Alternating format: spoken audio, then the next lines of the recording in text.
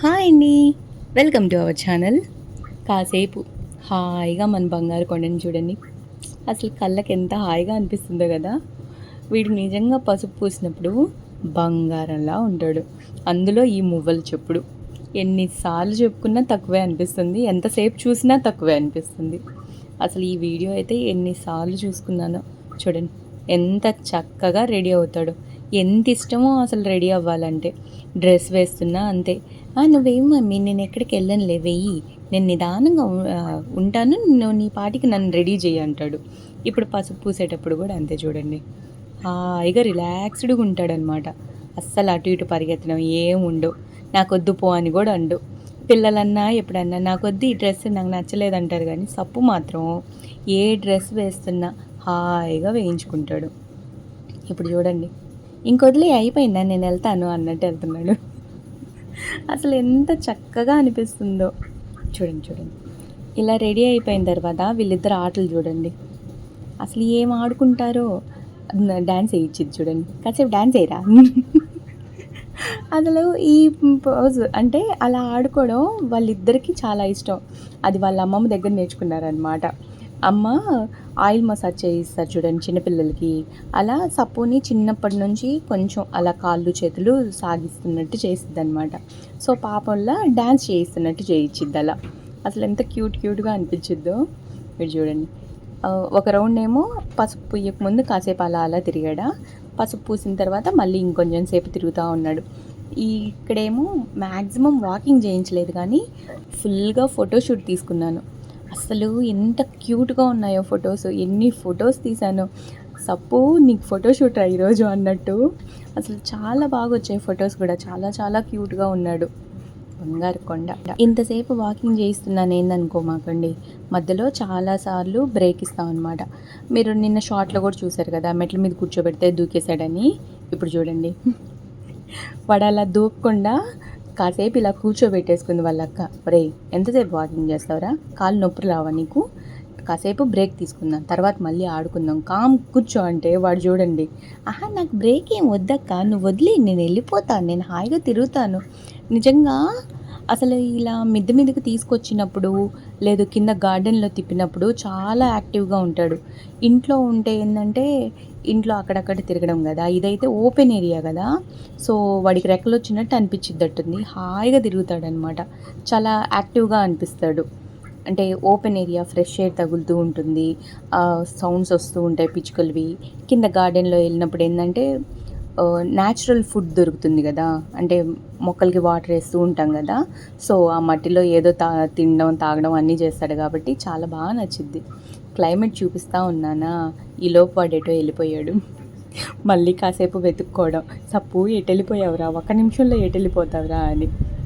మొత్తానికి మళ్ళీ ఫోటోషూట్ ఇలా స్టార్ట్ చేశాను. అసలు ఎంత క్యూట్గా ఉన్నాడు. కాసేపు మొబైల్ సౌండ్ వినండి మీరు.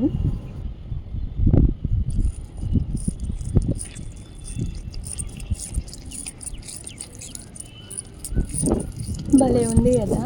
ఇక్కడ చూడండి, ఏదో వాటర్ కావాలి అన్నట్టు తల అలా వాల్చాడా కదా. సో సరే అని చెప్పి వాటర్ తాగిస్తే ఏమన్నా తాగాడా, లేదు కదా. అంతే, అలాగే చేస్తూ ఉంటాడు.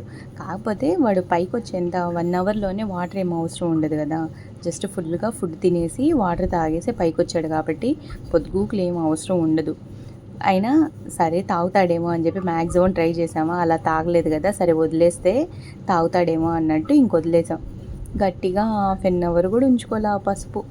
ఏం చేద్దాం, అలా తల దించేసరికి నిజంగా వాటర్ కావాలేమో బంగారు కొండకి, నా చేతితో తాగట్లేదేమో అన్నట్టు ఇంకొదిలేసా. వాడు చూడండి, నాకేం వద్దు, నేను మీ వాటర్లో ఉండను, బయటకు వచ్చేస్తాను అన్నట్టు ఎలా పైకి వచ్చేసాడు. అదే వాటర్లో ఉండాలనుకోండి కిందకి వెళ్ళిపోతాడు హాయిగా, కాసేపు లోపల ఉంటాడు. ఇలా చిల్ మూడ్లో ఉన్నప్పుడు పైకి వచ్చి అలా రిలాక్స్ అవుతాడనమాట. బట్ వీటికి అసలు ఇంత పెద్ద పెద్ద డ్రమ్స్లో అవసరం ఉండదు. వీడికి ఏంటంటే వెడల్పు ఎక్కువ ఉండాలి, హైట్ తక్కువ ఉండాలి. బట్ వీడు కొంచెం పెద్దోడైపోయాడు కదా, బ్రీతింగ్ తీసుకోగలను అన్నప్పుడు అలా లోపలికి వెళ్తాడు, మళ్ళీ అలా బయటకు వస్తాడనమాట.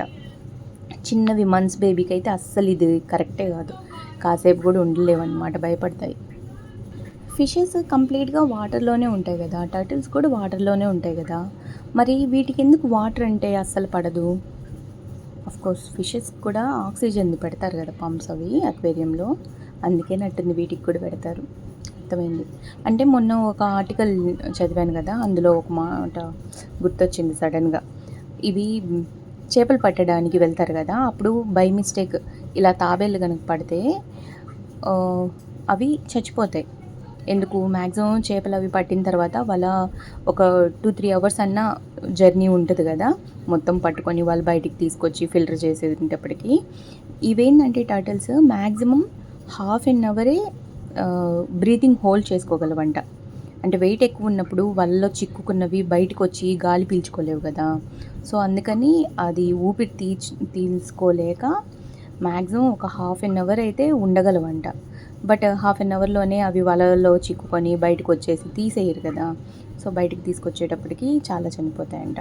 అందుకని ఆ చేపలు పట్టే వాళ్ళు ముందుగానే కాసేపు ప్రే చేసుకుంటారనమాట, మీరు మా వలలో చిక్కుకోవద్దు అని. అంటే వాళ్ళు చాలా అంటే ఒక తల్లిలాగా, అంటే తాబేళ్ళు హండ్రెడ్స్ ఆఫ్ ఇయర్స్ ఉంటాయి కదా, వీళ్ళు చేపలు పట్టుకునే వాళ్ళకి అదే పెద్ద దేవత, అలా ఫీల్ అవుతారంట. మొన్న ఒక ఆర్టికల్లో చూశాను. ఇన్ కేస్ ఎప్పుడైనా తాబేలు వలలో చిక్కుకున్నా ఒక తాబేలు అమ్మితే వాళ్ళకి 10,000-15,000 దాకా వస్తాయంట. బట్ అవి అమ్మరంట వాళ్ళు, ఎందుకంటే సముద్రానికే అది దేవత. మనం మామూలుగా చిన్నప్పటి నుంచి వింటున్నాం కదా, పాచి అవి తినే బ్రతుకుతాయని. సో వేస్టేజ్ మొత్తం ఆ తాబేళ్ళే క్లీన్ చేస్తాయి కాబట్టి అలాంటి వాటిని బయటికి తీయకూడదు అన్నట్టు వాళ్ళు ఫీల్ అవుతారంట. నార్మల్గా చేపలు పట్టుకునే వాళ్ళకి ఒక 10,000-15,000 ఒక తాబేలకే దొరికాయంటే వాళ్ళ లైఫ్ సెట్టే కదా, వాళ్ళ పిల్లల చదువులకో హాస్పిటల్ ఖర్చులకో దేనికో దానికి యూజ్ అవుతాయి. బట్ వాళ్ళు అలా అమ్మరంట. మీరు ఆల్మోస్ట్ చాలా షార్ట్స్లో కూడా చూసుంటారు కదా, బయటికి తీస్తారు, పైన ఏమన్నా డ్యామేజెస్ ఉంటే క్యూర్ చేస్తారు, మళ్ళీ వదిలేస్తుంటారు అటు సైడ్ వాళ్ళు. మన వాళ్ళైతే అసలు మ్యాక్సిమం అసలు బయటికి తీరు, అమ్మరు కూడా అంట. మరి ఎంతవరకు తెలియదు. వీటి వల్ల అయితే చాలా యూజెస్ ఉంటాయి, చాలా మెడిసిన్స్లో కూడా యూజ్ చేస్తారంట టర్టిల్ షెల్ని. మన బుజ్జోడుతున్న స్విమ్మింగ్ చూడండి, అంటే సడన్గా గుర్తొచ్చిందనమాట. వీడు ఇంత పెద్ద డ్రమ్లో కింద దాకా వెళ్ళి ఎక్కువసేపు ఉండడు ఎందుకు అని డౌట్ వస్తే అప్పుడు చూశాను, బ్రీతింగ్ ఎందుకు తీసుకోలేవు, హైట్గా ఉన్నప్పుడు ఎందుకు ఉండలేవు అనగానే గుర్తొచ్చింది అది. హాఫ్ అన్ అవర్ కన్నా ఎక్కువ ఉండలేవు, అందుకే వాళ్ళు ప్రే చేసుకుంటారు, మా వలలో నువ్వు చిక్కొద్దమ్మా, అంటే ఆ పాపం కూడా వాళ్ళకే కదా అన్నట్టు ముందే ప్రే చేసుకుంటారంట. చూడండి మా వాడి ఫోటోషూట్ భలే ఉంది కదా, అసలు ఎంత క్యూట్గా ఉన్నాడో, బంగారు కొండ బుజ్జోడు. అసలు ఈ ఫొటోస్ చూసి నాకైతే విసుగు కూడా రావట్లా, చూసుకుంటూనే ఉన్నాను. మీకు ఇంకోటి చూపిస్తాను చూడండి. ఇది గోరింటాకు పెట్టక ముందు నైట్ అసలు ఆ స్టోన్ వేశాను, ఎందుకు వాడు ఆ బౌల్లో నుంచి బయటికి రావడానికి ఈజీగా ఉంటుందేమో అని చెప్పి. షెల్స్ అయితే తింటున్నాడు కదా, అంటే వాడు చూడండి ఆ స్టోన్ కూడా, అంటే అది కూడా సముద్రంలో నుంచి తెచ్చింది, ఫాజిల్స్ ఉంటాం కదా, అలా ఏమన్నా ఆ స్టోన్లో కూడా ఏమన్నా ఉందేమో తినడానికి అనిపించింది నాకు. ఎందుకు కొరుక్కొని తింటున్నాడు. వీడి ముందు వాడి స్టిక్స్ నచ్చట్ల, వాడికి స్టిక్స్ వేస్తే తిండు చూడండి. ఆ స్టోన్లో ఏముంది అంతలా తినడానికి, నాకేం అర్థం కాల. ఏముంది సప్పు అంటే అలా చూస్తాడు. ఏం తింటున్నావురా, ఏం చేస్తున్నావురా నువ్వు అంటూ ఉంటాను నేను, అంటే మాట్లాడుతూనే ఉంటాను కదా వాడు ఫుడ్ తినేంతసేపు. చూడండి వాడికి ఇంకా ఆ బౌల్లో నుంచి జంప్ చేయడానికి రావట్లేదు, హైట్ అందట్లేదు. సో ఇలా స్టోన్ పెట్టానా, వాడికి ధైర్యం వచ్చేసిద్ది అనమాట, ఇది నేను జంప్ చేయగలను అయితే అన్నట్టు జంప్ చేస్తాడు కదా. సో ఒక 2 days తర్వాత ఏమవుతుంది, ఆ స్టోన్ లేకపోయినా ఆ ధైర్యం ఉంటుంది కదా, నిన్న జంప్ చేశానుగా, సో ఈరోజు కూడా జంప్ చేయొచ్చు అని మ్యాక్సిమం ట్రై చేసి జంప్ చేసేస్తున్నాడు. ఇప్పుడు నాకుంది అమ్మ చూసి అదే తిడుతుంది, మొన్న జంప్ చేశాడు కదా వాడికి ధైర్యం వచ్చింది చూడు, ఇప్పుడు ఆటోమేటిక్గా జంప్ చేసి వెళ్ళిపోతున్నాడు వాడు, ఒక్కొక్కటి నేర్పించు వాడికి అంటా ఉంది. సో ఇదన్నమాట వీడియో. ఇక్కడ చూడండి, సప్పు వాళ్ళ అక్క కూరగాయలు కట్ చేస్తుంది, హాలిడేస్ కదా ఏదో ఒకటి నేర్చుకోవాలి అన్నట్టు అక్క చెల్లెళ్ళు ఇద్దరు పోటీలు పడి నేర్చుకుంటున్నారనమాట. పెద్దక్క తరహాలో పద్ధతులు నేర్చుకుంటుంటే చిన్నమ్మాయి ఆ అమ్మాయికి తగ్గట్టు నేర్చుకుంటుంది. మధ్యలో వీడు చూడండి, అసలు అక్క ఏం చేస్తున్నావు, నేను కూడా హెల్ప్ చేయనా నీకు, నాకు నేర్పిస్తావా అన్నట్టు అలా చూశాడు. నిజంగానే నేర్పించేస్తుందేమో అంటే అక్కడ చెప్తుంది, సప్పు చూడరా ఇలా కట్ చేయాలి తెలుసా నీకు, చూడు నేను ఎంత కరెక్ట్గా కట్ చేస్తున్నాను అని చెప్పి చూపిస్తుంది. వాడి దెబ్బకి ఇంకా పరారనమాట, అమ్మో నేను ఇక్కడ ఉంటే నా చేత కూడా కట్ చేయించేటట్టుంది అని చెప్పి చూడండి కామ్గా వెళ్ళిపోతాడు సైలెంట్. సో ఇదన్నమాట వీడియో నచ్చితే లైక్ చేయండి. Bye, thank you for watching.